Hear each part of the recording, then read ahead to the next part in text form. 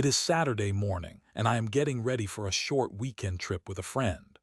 Before we leave, I want to make a simple breakfast, pack a few things, and leave the apartment neat and safe. It is a normal morning, but it is full of useful everyday actions. Folding, measuring, stirring, sewing, packing, locking, and arranging. I begin with a small pile of clean laundry on the bed. The clothes are dry, soft, and slightly warm from the dryer. A shirt is made of fabric, but it feels smooth and light in my hands. That difference is useful.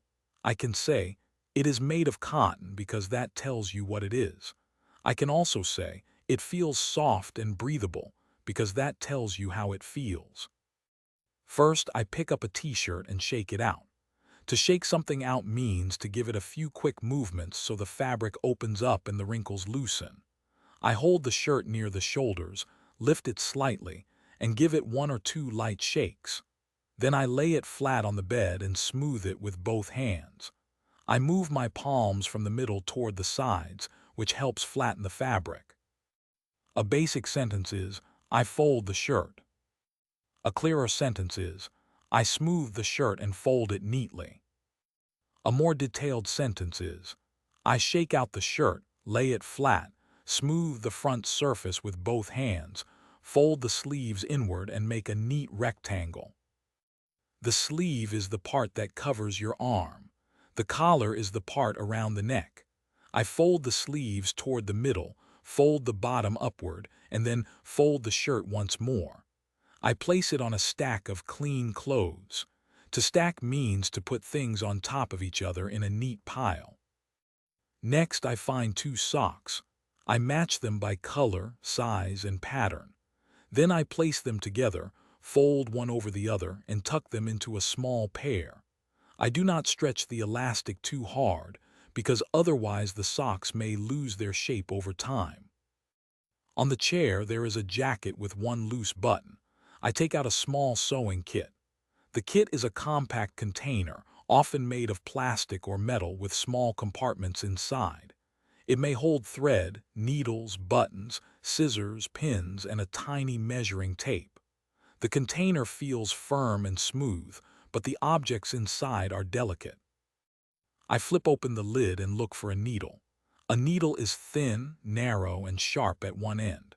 The sharp point goes through the fabric. Near the other end, there is a small hole called the eye of the needle. I choose a piece of thread that is close to the color of the jacket. To thread a needle means to pass the thread through the eye. I hold the needle still between my thumb and first finger. Then I pinch the end of the thread, keep it straight, and carefully push it through the small opening. Once it goes through, I pull a longer piece of thread through the eye. You can say, I put the thread in the needle, but I thread the needle is much more natural. Then I place the loose button back where it belongs.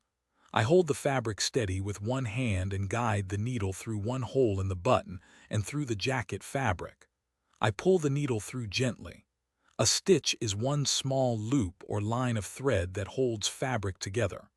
I make several stitches, pulling the thread through each time, but I do not pull so hard that the fabric gathers or wrinkles. When the button feels secure, I make a knot. To make a knot, I loop the thread and pull the end through until it tightens. Then I cut the extra thread. I keep the needle pointed away from my fingers and put it back in the kit right away. A needle is small, but it is sharp, so it should never be left loose on a table or bed. Now I move to the kitchen.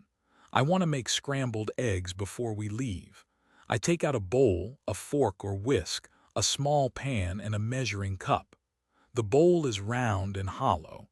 It has a smooth inside surface and a solid base, which helps it stay steady on the counter. I crack 2 eggs on the edge of the bowl. To crack an egg, I tap it firmly enough to break the shell, but not so hard that the shell shatters into many tiny pieces. Then I pull the shell apart with both thumbs and let the egg slide into the bowl. A basic sentence is, I make eggs. A clearer sentence is, I crack the eggs into a bowl and whisk them. A more detailed sentence is, I crack 2 eggs on the rim of the bowl, open the shells carefully, and whisk the eggs until the yellow and white parts are mixed together. To whisk means to beat or mix something quickly, usually with a whisk or fork. I move my wrist in small circles. The eggs become smooth and yellow. I use a measuring spoon to add a small amount of milk. A measuring spoon is small, firm, and usually made of plastic or metal. It has a rounded bowl at one end and a handle at the other. I scoop up the milk, but with dry ingredients, such as salt or flour, I would scoop the ingredient and level it off. To level something off means to remove the extra amount from the top so the spoon is not heaped or overflowing. I add a little salt, then I melt a small piece of butter in the pan. The pan is metal, and the handle is cooler than the cooking surface. I hold the handle firmly, but I keep my fingers away from the hot base. As the butter melts, it becomes shiny and spreads across the pan. Once the pan is warm, I pour in the egg mixture. To pour means to let liquid move from one container into another in a controlled stream. I tilt the bowl slightly and pour slowly, which helps prevent spills.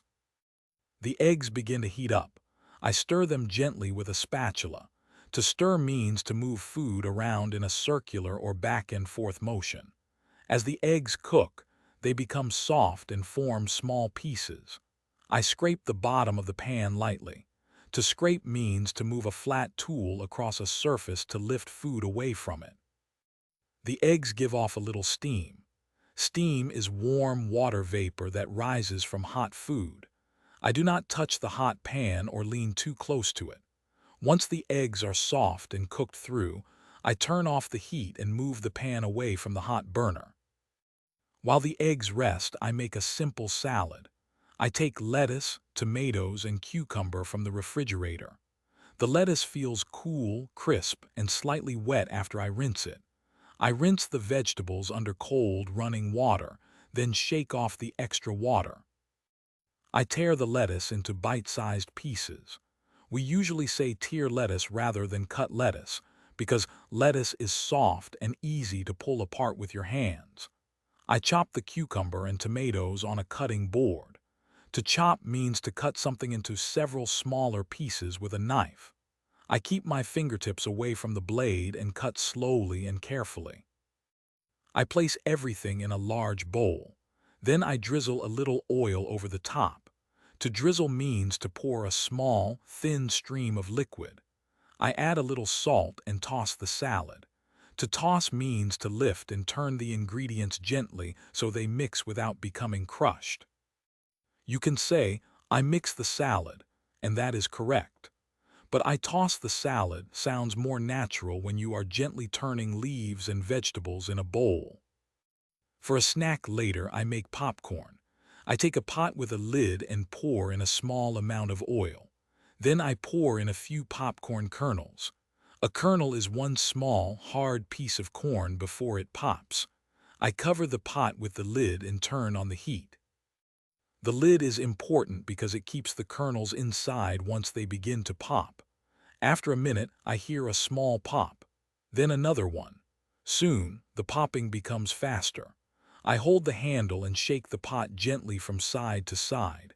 I do not lift the lid while the kernels are popping because hot steam can escape and the popcorn may jump out. When the popping slows down, I switch off the heat. I wait a few seconds, then carefully lift the lid away from my face. Steam rises from the pot and the popcorn looks light, dry, and fluffy. Before packing, I notice that one lamp in the hallway is not working. I change the light bulb safely. First, I switch off the lamp. Then I unplug it from the wall.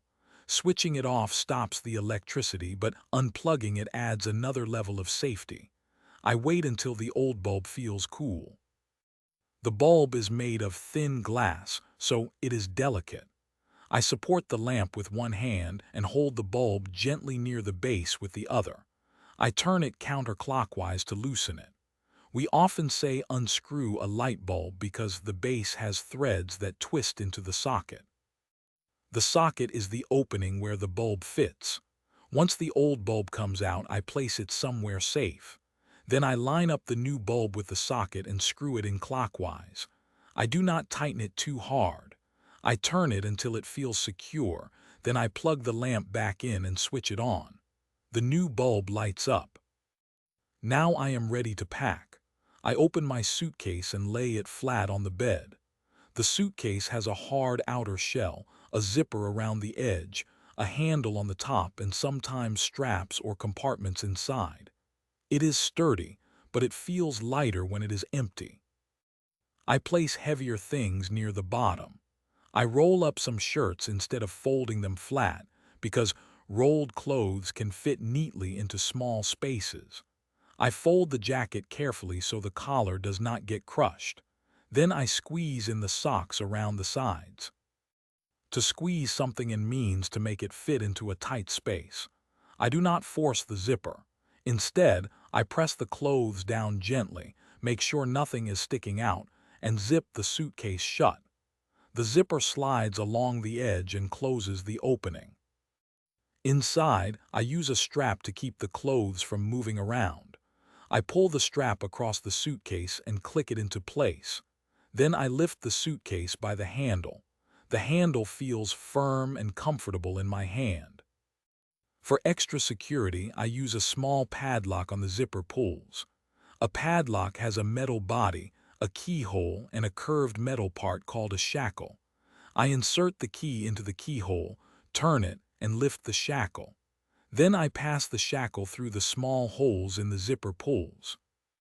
To lock it, I push the shackle down until it clicks shut. That click tells me it is locked. To unlock it later, I insert the key, turn it, and lift the shackle again. I keep the key in a separate pocket, not inside the suitcase. Before we leave, I set the table for breakfast. I place 2 plates on the table and arrange the forks, knives, and spoons beside them. I line up the napkins neatly. 1 napkin goes beside each plate. I place 2 glasses across from each other, so both people can reach them easily. A basic sentence is, I set the table.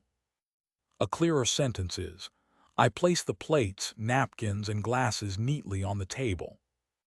A more detailed sentence is, I arrange 2 plates across from each other, place a folded napkin beside each plate, line up the forks on the left, and put the glasses near the top right corner. By the time my friend arrives, the apartment is ready. The laundry is folded and stacked, the loose button is stitched securely, the lamp is working, the suitcase is packed and locked, and breakfast is on the table. The scrambled eggs are soft, the salad is fresh, and the popcorn is packed for later. Now listen to this small action sequence. I hold a small metal lock in one hand. I place a key into a narrow opening, turn it, lift the curved metal piece, pass it through 2 small holes, and push it down until I hear a click. That sequence describes locking a suitcase with a padlock. I insert the key into the keyhole, unlock the shackle, pass it through the zipper pulls, and push it down until it clicks shut. Small actions like these may seem ordinary, but once you can describe them clearly, you can explain everyday life with much more confidence and precision.